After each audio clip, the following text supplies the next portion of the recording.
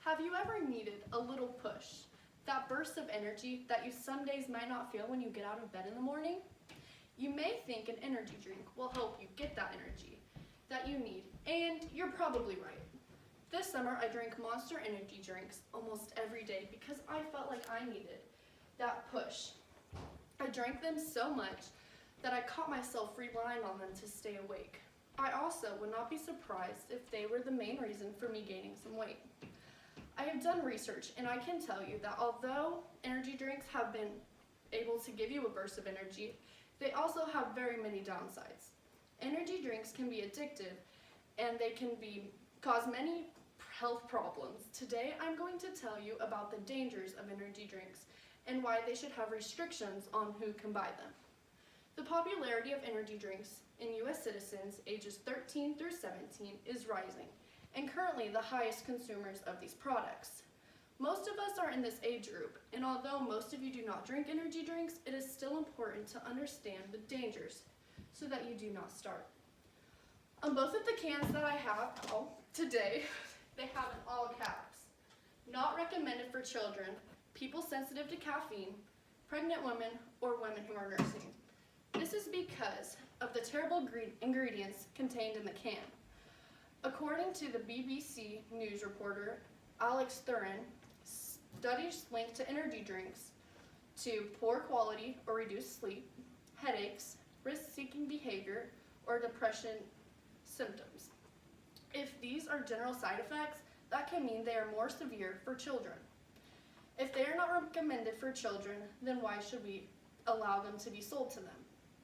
The energy drinks that I have today both contain 160 milligrams of caffeine and 220 calories and 53 grams of sugar and 54 grams in this one. Sugar is the second ingredient in the Monster, and in the Venom, the second ingredient is corn syrup. Children, especially younger ones, do not need this much sugar. I strongly believe the solution to this problem is to ban the sale of energy drinks with more than 100 of caffeine per liter to those under the age of 16. According to Caffeine, a growing problem for children children older than 12 years old, caffeine intake should fall into the range of no more than 85 to 100 milligrams per day. This beverage is twice the amount of caffeine they should consume daily at a max.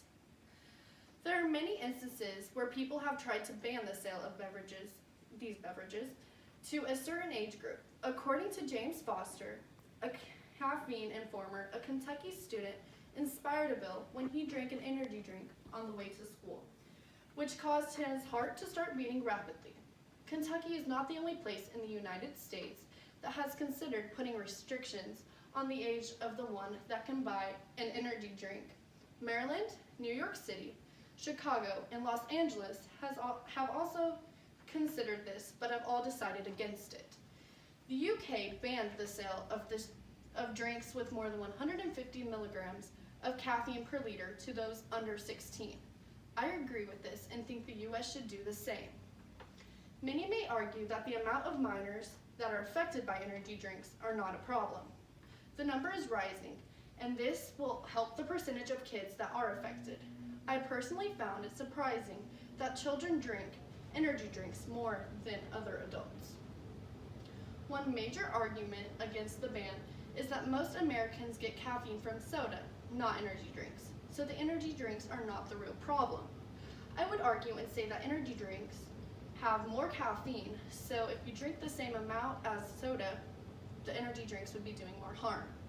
I would also say that energy drinks are becoming more and more associated with soda, and they are sold together in stores and vending machines.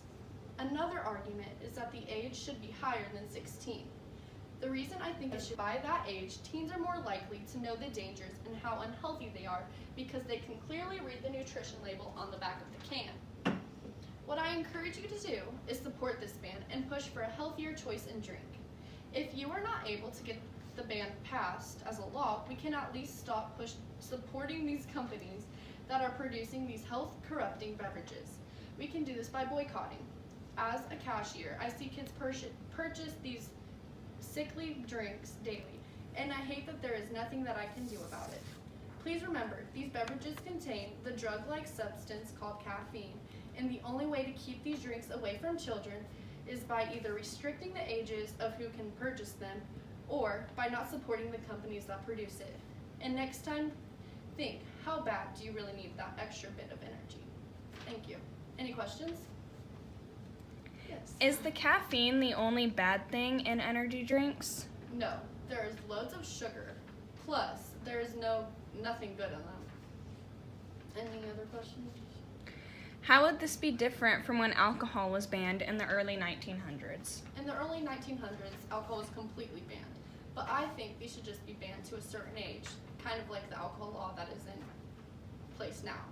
So that is why I think it would be more positive. Anybody else?